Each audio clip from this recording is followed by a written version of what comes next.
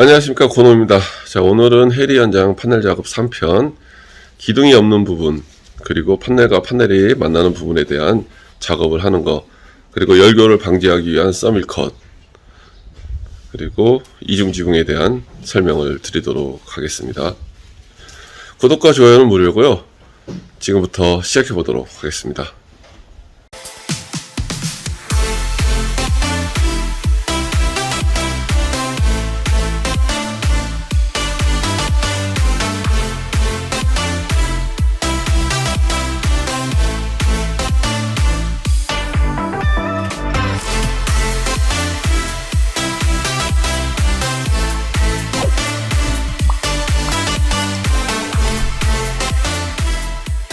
자, 목소리가 좀 안 들릴 수도 있습니다. 마스크를 쓰고 있어서 방독면을.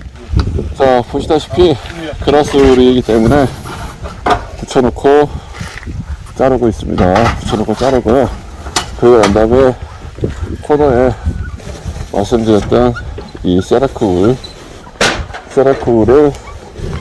붙입니다. 세라크울을 붙이고, 그리고 이제 판넬을 시공을 합니다. 이게 있어야 바늘도 되고, 그리고 불도 안 나고 그렇기 때문에 세라크울을 가지고 작업을 진행합니다.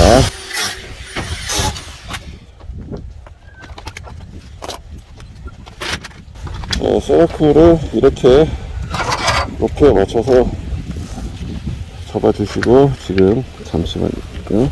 이렇게 해서 고정을 해놓고, 바람 보니까 하나씩 하면서 하게요, 선생님. 네, 바람이 불어서 안 돼서 다 날려서 이렇게 힘들어. 자, 이렇게 해서 진행하도록 하겠습니다.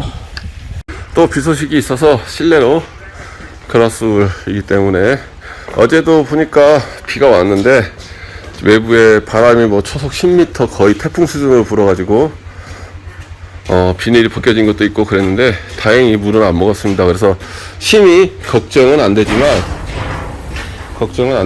그래도 직접적으로 물이 닿는 것과 안 닿는 것의 차이는 분명히 있을 거라고 생각을 했기 때문에 실내에다가 들여놓는 걸로 결정을 했습니다. 어제도 비단돌이, 오늘도 비단돌이. 이건 참 못할 짓입니다. 못할 짓인데 그래도 할 건 해야 되기 때문에, 자, 놀았습니다. 그라스울. 자, 여기는 실내 칸막이까지 그라스울로 가고요. 칸막이 판넬만 35장입니다. 쉽게 얘기하면 외벽체 말고 내벽체만 35m라는 얘기이기 때문에 엄청납니다. 엄청나고, 이제 이쪽 방 3과 보일러실, 다목적실 쪽만 막으면 마무리가 됩니다. 자, 무게가 엄청나게 무겁습니다. 2700짜리가 60kg 정도 나간다고 했는데, 제가 요 3m짜리 혼자 한번 들어보니까 이거 80kg가 넘어가는 것 같습니다. 거의 뭐 아차하면 100kg 나가지 않을까. 여튼 뭐 그렇고, 지금 최고 등급 같은 경우에는 밀도가 엄청나다고 하니까 중간 등급도 이 정도인데 최고 등급은 거의 혼자서 못 든다. 그리고 무조건 크레인 기계 작업해야 된다라고 보여집니다. 저렇게 BT가 있고 그렇기 때문에 안전하게 작업을 진행을 하고 있습니다. 만약에 저게 없다면 작업이 상당히 위험하고 불편할 텐데, 저게 있기 때문에 상당히 안전하게 할 수 있고요. 지금 저희가 그라스울 100T가 남으면 그라스울 100T로 아이스박스를 한번 만들어 보려고 합니다. 아이스박스 만들어서, 그러면 뭐 어느 정도의 성능인지 금방 알 수 있을 것 같습니다. 여름 같은 날 얼음을 가득 채웠을 때 1박 2일이 못 갑니다, 아이스박스가. 근데 이걸로 해서 2박 3일이나 3박 4일 간다면 대박일 것 같습니다. 물론 일반 아이스박스 단열재의 두께와 이 두께는 차원이 틀립니다. 차원이 틀리지만 그래도 한번 해보고 해야 될 것 같습니다. 지금 A자 형태의 지붕은 벽체를 다 막고 이중지붕 하부를 할 수가 있지만, 이런 일자형 지붕은 벽체를 다 막고 작업을 할 수가 없습니다. 여기 같은 경우에는 위쪽은 빼고, 그래서 지금 세라믹 섬유가 3장까지 붙었던 이유가 지붕을 하고 했습니다. 그리고 무게가 있기 때문에 사람이 밑에서 들어서 올릴 수가 없습니다. 사다리 타고 위에서 끌어올려서 끼워야 되기 때문에 이런저런 부분들이 있기 때문에 일에 이거 했다가 저거 했다가 해야 돼서 능률도 안 오르고요. 그리고 이 세라믹 섬유를 안 붙일 수는 없습니다. 이렇게 해야 되기 때문에 이런 작업들이 아무래도 시간을 오래 잡아먹는 그런 하나의 요인이 되고 있습니다. 뭐 그러나 저러나 일은 해야 되기 때문에 열심히 하고 있고요. 아마 앞으로도 한 5일 정도, 최소 5일 정도는 더 해야 어느 정도 마무리가 될 것 같습니다. 창문 따고 문 따고 하게 되면 거의 뭐 일주일은 해야 될 것 같고, 제가 생각했던 것보다 시간이 상당히 오래 걸리는 것 같습니다. 뭐 어쩔 수 없죠. 그리고 솔직히 창문들이 많은 주택 같은 경우에는 크레인 작업을 한다고 해서 일이 빨라지지는 않습니다. 그 점이 또 단점입니다.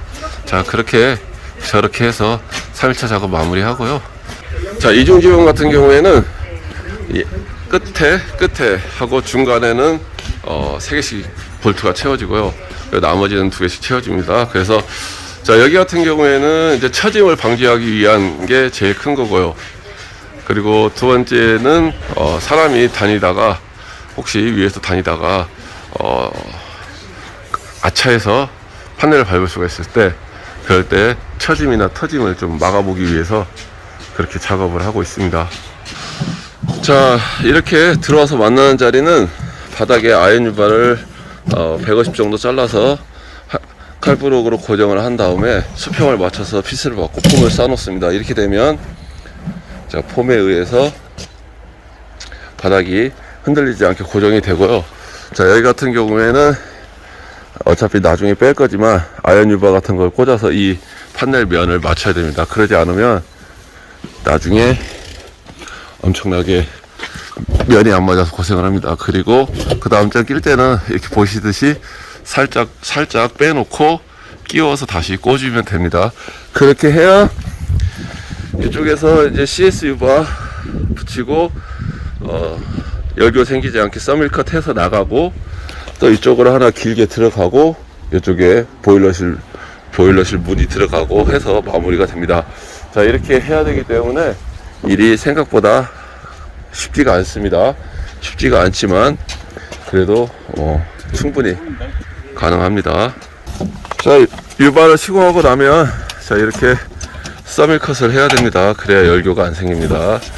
자, 혹시나 또 영상을 제대로 안 보시고 이런 것도 안 하냐고 하시는 분이 있는데, 저희는 분명히 이렇게 다 작업합니다. 작업하니까 오해 마시고, 자, 무조건 이렇게 작업해 주시는 걸 추천을 해 드립니다. 자, 이쪽 위쪽은 이제 2장 붙이고 BT 붙이고 난 다음에 작업을 하도록 하겠습니다. 지금은 이렇게 작업을 합니다. 자, 현관동이 완성이 됐습니다. 이제 현관동 앞쪽 판넬 어렵게 붙였습니다. 자, 여기 같은 경우에는 이 마지막 판을 끼워넣기 힘들기 때문에 마지막 판은 반반 나눴습니다. 그리고 첫 번째하고 세 번째가 통으로 들어갔고요. 자, 이렇게 해서 각 쳐서 작업이 되어 있고, 자, 빈틈에 이쪽은 가가 쳤기 때문에 현실적으로 방법이 없습니다. 그래서 폼을 쏴서 고정을 시키도록 하겠습니다. 그 외에는 현실적인 방법이 없습니다. 자, 그렇게 됐고요. 자, 이렇게 안쪽으로 들어오는 건 아까도 말씀드렸듯이 하부에 유발을 대고요. 이쪽에는 CS 유발을 댔습니다. 그래서 길이가 짧으면 상관이 없지만 길이가 길기 때문에 CS 유발을 대고 라인도 빠듯하게 맞추고 그렇게 하기 위해서 작업이 진행이 됐습니다. 여기가 이제 엄청나게 넓죠. 자, 여기가 안방하고 방 2개에서 방 3개가 들어가는 공간입니다. 자, 앞쪽에 복도가 1350으로 쭉 이어지고요. 이쪽 라인은 이제 칸막이 남아 있습니다. 칸막이 남아 있고, 자, 이제 거의 다 마무리가 돼가고 있습니다. 이쪽도 칸막이, 이쪽도 칸막이, 전체가 다 칸막이고, 이제 사선 부위 조금 남은 것들 마무리하고요. 위쪽에 각쳐서 작업해야 될 거 마무리하면 지붕이 들어갑니다. 자, 또 비가 이틀간 잡혀 있고 참 총체적 난국입니다. 뭐 하지만 해야 되니까 뭐 작업을 진행을 해야지 방법이 없습니다. 자, 이런 곳은 시공을 하고 하부에 폼을 쏘고 고정이 되면 다음날 정도 해서 이렇게 문을 커팅을 하면 됩니다. 그렇지 않고 바로 하게 되면 흔들려서 나중에 맞춰 먹기가 힘듭니다. 그렇기 때문에 하고, 이제 이쪽은 화장실, 이쪽은 문, 현관문 이렇게 됩니다.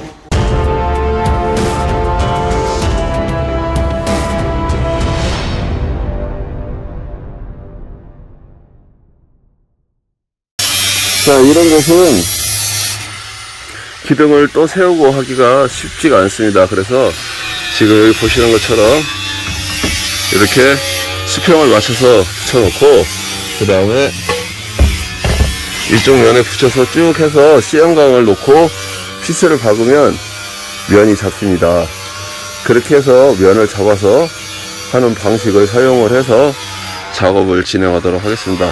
그렇지 않으면 현실적으로 면을 잡기가 쉽지가 않습니다.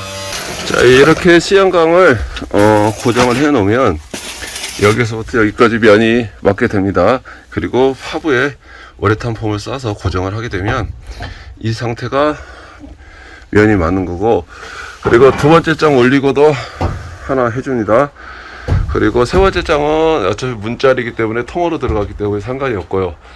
이렇게 해서 하고, 여기 같은 경우에는 서밀컷만 해줍니다. 중간에 한 번만 커팅을 해도 전혀 문제가 없는 것이기 때문에 굳이 철판을 안 벗겨도 됩니다. 그래서 좁은 공간이고, 그래서 서밀컷만 하고, 지금 여기는 내화 단열재 세라쿨이 다 들어가 있습니다.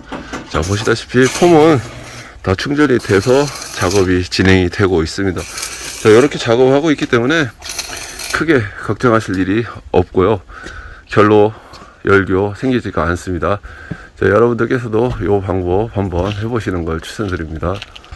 자, 현관동 위쪽 지붕을 하고 있습니다.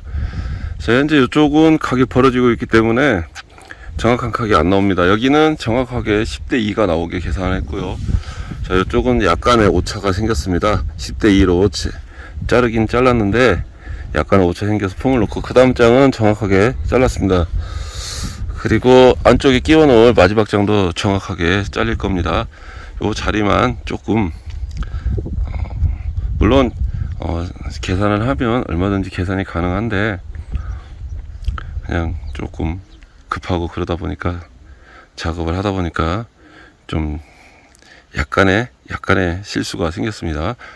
실수가 생겼고, 뭐 전체적으로 길이는 20cm 정도 오차가 생겼는데, 높이로 따졌을 때는 5cm 미만이기 때문에 여기는 이제 폼 긁어내고 실리콘 쏘고 다시 방수 시트 씌우고 해서 완전히 방수가 되도록 하겠습니다. 자, 보통 벽체를 먼저를 하고 지붕을 각을 쳐서 놓으면 편리하긴 합니다. 하지만 지금처럼 지붕이 밑으로 들어가면 일단 첫 번째 방수에 유리하고요.